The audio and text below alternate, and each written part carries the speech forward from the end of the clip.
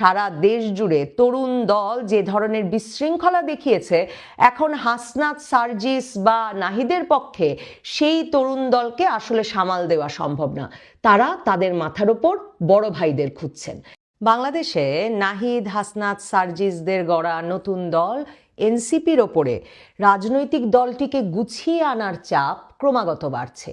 দ্বিতীয় দফায় নির্বাচন কমিশনের কাছে আবেদন করেছে তারা নিবন্ধনের সময়সীমা আরও বাড়ানোর এবং রাজনৈতিক দল হিসেবে নিবন্ধনের জন্য সারা দেশে দলটির উপস্থিতি তৈরি করতে তাদেরকে দলে যেমন মানুষ টানতে হবে, কার্যালয় সচল করতে হবে, তেমনি একটা রাজনৈতিক উপস্থিতি জানান দেওয়া এতটা প্রয়োজনীয় হয়ে পড়েছে যে 9 ঘন্টার এক সভা করেছে দলটি গতকাল।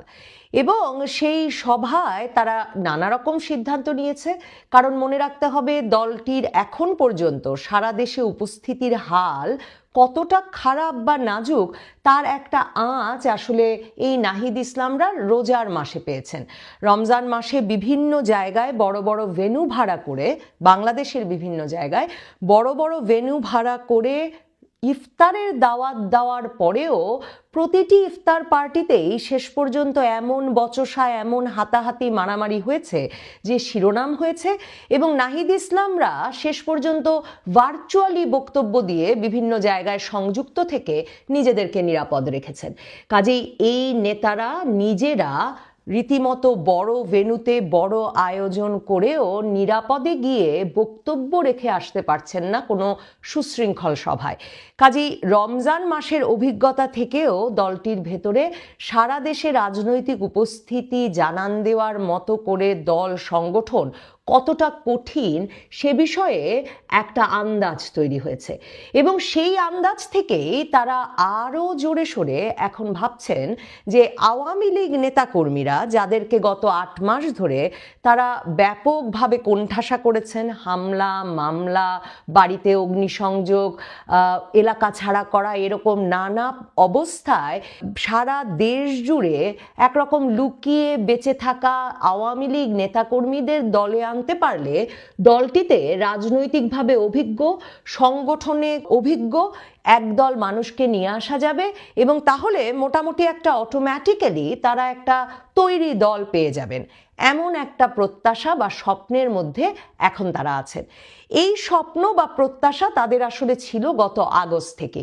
তারা যত বেশি হামলা, মামলা, ফ্যাসিবাদকে কোথাও দাঁড়াতে দেব না, ফ্যাসিবাদের রাজনীতি নিষিদ্ধ করতে হবে, কোথাও ছাত্রলীগ, আওয়ামী লীগের কর্মীরা দাঁড়ালেই তাদের শেষ করে দিতে হবে, এসব নিয়ে যত দাপট তারা সারা দেশ জুড়ে দেখিয়েছেন, তারা ততই ভেবেছেন যে প্রাণে বাঁচতে এবং এলাকায় টিকতে আসলে ছাত্রলীগ, আওয়ামী লীগের নেতাকর্মীরা এবং ক্যাম্পাসে টিকতে ছাত্রলীগ, আওয়ামী লীগের নেতাকর্মীরা মূলত তাদের ছায়াতলে এসে আশ্রয় নেবেন। 8 মাস পর এখন তারা দেখছেন যে এই বিষয়টি এত সহজে, এত অটোমেটিক্যালি, এত স্বতঃস্ফূর্তভাবে বা শুধুমাত্র হামলা, মামলা, আগুন দিয়েই ঘটিয়ে ফেলা সম্ভব হয়নি। কাজে এখন দলটিকে আসলে কৌশল নির্ধারণ করতে হচ্ছে কিভাবে আওয়ামী লীগ নেতাকর্মীদেরকে দলে টেনে আসলে দলে তারা লোক জোটাবে এবং সেই রাজনীতিতে অভিজ্ঞ, সংগঠনে অভিজ্ঞ, মিছিল সমাবেশে অভিজ্ঞ, দলে শৃঙ্খলা রক্ষা করতে, মানে কে নেতা আর কে কর্মী এই হায়ারার্কি রক্ষা করতে অভিজ্ঞ একদল লোককে এনে তারা আসলে দল গোছাতে চাইছে। এই বিষয়ে তারা কুমিল্লার মুরাদনগর মডেলকে সামনে রেখেছে এবং এজন্যে তারা গতকালের সভায় সবচেয়ে গুরুত্বপূর্ণ যেই সিদ্ধান্তটি নিয়েছে, যে সিদ্ধান্ত আসলে যে কাউকে একটু চমকে দেবে, কারণ তরুণদের দল, আমরাই গড়ব নতুন বাংলাদেশ, এটা জেনজিদের দল, এসব বলে আসা এই নাহিদ, হাসনাত, সার্জিসরা গতকাল সিদ্ধান্ত নিয়েছে যে জেলা, উপজেলা পর্যায়ে সকল কমিটিতে আহ্বায়ক হবে 40 বছর বয়সী লোক। অন্তত সর্বনিম্ন 40 বছর বয়স হতে হবে কাউকে জাতীয় নাগরিক পার্টি বা এনসিপির আহ্বায়ক হতে হলে। এই 40 বছর বয়স নির্ধারণটি প্রমাণ করে তারা আসলে অভিজ্ঞ কাউকে খুঁজছে। মানে সারা দেশ জুড়ে তরুণ দল যে ধরনের বিশৃঙ্খলা দেখিয়েছে, এখন হাসনাত, সার্জিস বা নাহিদের পক্ষে সেই তরুণ দলকে আসলে সামাল দেওয়া সম্ভব না। তারা তাদের মাথার ওপর বড় ভাইদের খুঁজছেন। এখন এই বড় ভাইদের খোঁজার ক্ষেত্রে জাতীয় নাগরিক পার্টি এনসিপির একটা সফল মডেল আছে, কুমিল্লার মুরাদনগর মডেল। আসিফ মাহমুদ সজীব ভুইয়া, যিনি এখনো ইউনূস সরকারে অর্থাৎ অন্তর্বর্তীকালীন সরকারের উপদেষ্টা পদে আছেন, কিন্তু এই নাহিদ, হাসনাত, সার্জিসদেরই সহযাত্রী, তিনি তার এলাকা কুমিল্লা মুরাদনগরে এই মডেল দিয়ে এনসিপিকে সাজিয়ে নিচ্ছেন। সেখানে আওয়ামী লীগের সংসদ সদস্য ইউসুফ আবদুল্লাহ হারুন বলেছেন আওয়ামী লীগের নেতাকর্মীদের যে এনসিপিতে যোগ দিয়ে হলেও এলাকায় ফিরে যেতে। মনে রাখতে হবে, ইউসুফ আবদুল্লাহ হারুন হচ্ছেন তেমন আওয়ামী লীগ যার বাবা বিএনপির এমপি ছিলেন এবং 2024-এ আওয়ামী লীগের বিদ্রোহী প্রার্থীর কাছে নির্বাচনে হেরেছেন। কিন্তু 1995 সাল থেকে ইউসুফ আবদুল্লাহ হারুন কুমিল্লার মুরাদনগরে আওয়ামী লীগের নেতা। সেই ইউসুফ আবদুল্লাহ হারুন সবার আগে গিয়ে তার নেতাকর্মীদের বলেছেন আসিফ মাহমুদ সজীব ভুইয়ার ছায়াতলে যেতে, এনসিপির ছায়াতলে গিয়ে দলে ঢুকে পড়তে। আসিফ মাহমুদ সজীব ভুইয়া কুমিল্লার মুরাদনগরে তার চাচাতো ভাইয়ের নেতৃত্বে এই পুনর্বাসন কর্মসূচি পরিচালনা করছেন। দলে দলে আওয়ামী লীগ নেতাকর্মীরা এখন এনসিপির নেতাকর্মী সেজে এলাকায় ঢুকছে। আসিফ মাহমুদ সজীব ভুইয়া শুধু তা করেছেন তাই নয়, তিনি ওই এলাকার এসপি পরিবর্তন করেছেন এবং সেই এসপি এসে আবার থানায় থানায় ওসি পরিবর্তন করেছেন এবং সেই ওসি এবং এসপিরা মিলে এখন এলাকায় বিএনপির নেতাকর্মীদেরকে ঢালাওভাবে গ্রেফতার করছে। বিএনপি ঢাকা রিপোর্টার্স ইউনিটিতে এসে, কুমিল্লার মুরাদনগর বিএনপির নেতাকর্মীরা ঢাকা রিপোর্টার্স ইউনিটিতে এসে সংবাদ সম্মেলন করে এই মুরাদনগর মডেল সম্পর্কে কথা বলে গেছেন। তারা বলেছেন যে এভাবে কিভাবে রাজনীতি করা সম্ভব আর এভাবে কিভাবে নির্বাচনের দিকে হাঁটা সম্ভব। কারণ মন্ত্রীর পদে বসে আসিফ মাহমুদ সজীব ভুইয়া একদিকে টাকার বিনিময়ে, অর্থবিত্তের বিনিময়ে, এটা বুঝতে তেমন অসুবিধা হয় না, কারণ মনে রাখতে হবে ইউসুফ আবদুল্লাহ হারুন অত্যন্ত প্রথিতযশা ব্যবসায়ী।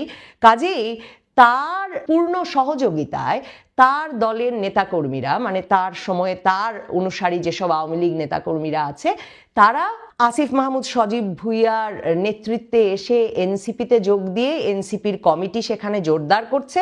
আর অন্যদিকে পুলিশ প্রশাসন পাল্টে ফেলে বিএনপির নেতাকর্মীদের ধরা হচ্ছে। কাজেই ধারণা করে নেওয়া যায়, বুঝতে বাকি থাকে না, অসুবিধা হয় না যে এনসিপি যত বেশি রাজনৈতিক দল গঠনে তৎপর হবে, তত জোরালো আওয়াজ তুলবে সারা দেশে আওয়ামী লীগ নিষিদ্ধ করা, আওয়ামী লীগের যাতে মিছিল না বেরোতে পারে, ফ্যাসিবাদের যেন কোনো চিহ্ন বাংলাদেশের আর কোথাও না থাকে। কারণ তারা ক্রমাগত ভাবছে ফ্যাসিবাদের চিহ্ন পড়ে যাবে আর তারা আসলে সেই ফ্যাসিবাদের অনুসারী নেতাকর্মীদের নিয়ে দল গঠন করবে। শুধু সেটাই নয়, এই ইউসুফ আবদুল্লাহ হারুনের মতো আওয়ামী লীগের নেতাকর্মীদের মধ্যে যে অর্থবিত্তের অধিকারী যে অংশটি আছে, যে ব্যবসায়ী অংশটি আছে, এনসিপির স্বপ্ন তাদেরকে তারা পৃষ্ঠপোষক হিসেবে পাবে এবং আর্থিক পৃষ্ঠপোষক হিসেবে পেলে তারা আসলে ফ্যাসিবাদের চিহ্ন বিলোপের চেয়ে তাদেরকে দলে টানতেই আগ্রহী হবে, কারণ দলে তাদের রাজনৈতিকভাবে অভিজ্ঞ ব্যক্তিদের প্রয়োজন। কিন্তু চাইলেই কি আওয়ামী লীগ নেতাকর্মীরা এনসিপিতে দলে দলে যোগ দেবে? গত 8 মাসের ইতিহাস কি বলে? গত 8 মাসের ইতিহাস বলে আওয়ামী লীগ নেতাকর্মীরা, যারা ইউসুফ আবদুল্লাহ হারুনের মতো হয়তো হাইব্রিড ব্যবসায়ী নয়, তারা ছাড়া আসলে যারা ঐতিহ্যগতভাবে আওয়ামী লীগ করে এসেছে, তারা সহজে কোনো মার খেয়ে, মামলা খেয়ে, আগুনের মুখোমুখি হয়ে, পরিবার সহ এলাকা ছাড়া হয়েও এনসিপির পতাকা তলে গিয়ে দাঁড়ায়নি। এনসিপির পতাকা তলে এলাকায় ফিরতে কিংবা যান বাঁচাতে যদি বা এখন কিছু নেতাকর্মী যোগ দেন সারা দেশ জুড়ে, তাহলে কি এনসিপি আসলে আওয়ামী লীগ সমর্থকদেরকে তাদের দলে টানতে পারবে?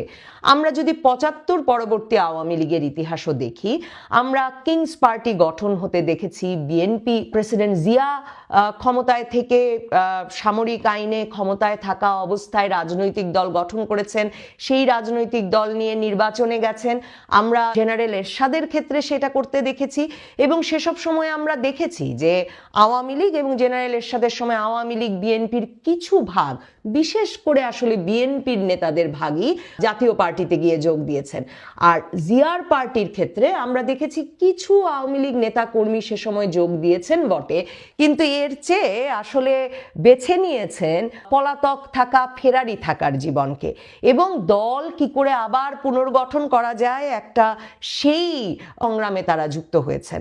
অন্যদিকে সমর্থকদেরকে আওয়ামী লীগের সবচেয়ে বিপদগ্রস্ত অবস্থাতেও বিএনপি, জাতীয় পার্টি কিংবা অন্য কোনো কিংস পার্টি গঠন করে দলে টানা গেছে, তার কোনো ঐতিহাসিক ভিত্তি নেই।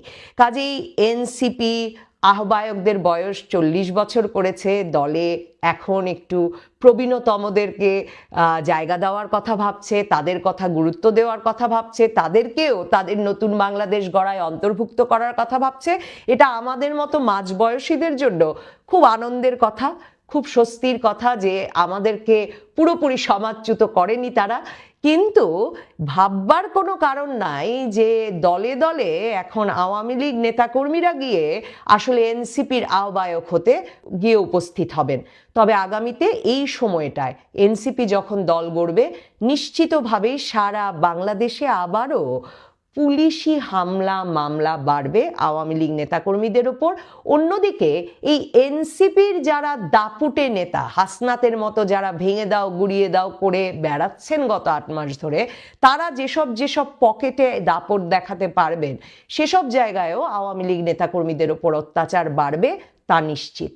তবে এনসিপি নিজের ভেতরে কতটুকু ঐক্য ধরে রাখতে পারে, মানে যে ২০, ২৫, ১০, ১৫ জন মূল নেতা তাদের আছেন, তারাই বা কতটুকু ঐক্য ধরে রাখতে পারে, সেটাও হয়তো আমাদের দেখবার জন্য অপেক্ষা করতে হবে। কারণ গতকালের সভায় এমনও শোনা যাচ্ছে যে সার্জিসের সেই ১৫০ শতাধিক গাড়ির মিছিল নিয়ে লম্বা সময় আলাপ হয়েছে, এবং এই নেতাদেরও একটা বিরাট অংশ ক্রমাগত জানতে চেয়েছেন যে কিভাবে এই অর্থ বিত্ত সংগ্রহ করেছেন সার্জিস, এবং কেন তার ভাগ বা তার আজ সকলে পান নাই।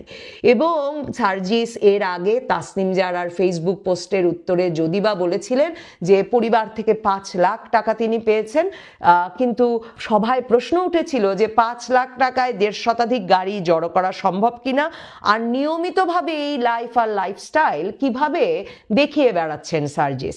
এসব প্রশ্নের উত্তর না মেলায় এবং আলোচনা ক্রমাগত লম্বা হওয়ার এক পর্যায়ে এনসিপিকে শৃঙ্খলা ও তদন্ত কমিটি গঠন করতে হয়েছে সারা দেশ জুড়ে দলটির নেতাকর্মীদের বিরুদ্ধে নানা রকম শৃঙ্খলা ভঙ্গের যে অভিযোগ উঠেছে সেসব তদন্তে। কাজে এনসিপি আসলে নিজের দলে এরই মধ্যে যারা যুক্ত হয়েছে তাদের শৃঙ্খলা রক্ষা করবে, তাদের দুর্নীতির তদন্ত করবে, নাকি আসিফ মাহমুদ, সজীব ভুঁইয়ার মুরাদনগর মডেল অনুসরণ করে আওয়ামী লীগ পুনর্বাসনের মাধ্যমে আওয়ামী লীগের ব্যবসায়ী নেতাদেরকে ঘরে টেনে অর্থ বিত্ত এবং নেতাকর্মীদের একটা অংশকে এলাকায় পুনর্বাসনের মাধ্যমে দল গড়ে স্বস্তি পাবে, তা দেখবার জন্য কিছুটা অপেক্ষা করতে হবে। তবে দল গড়া যেমন কঠিন, দলে নেতাকর্মী টানা যেমন কঠিন, তার চেয়েও কঠিন আওয়ামী লীগ সমর্থকদের নিজ দলে টানা।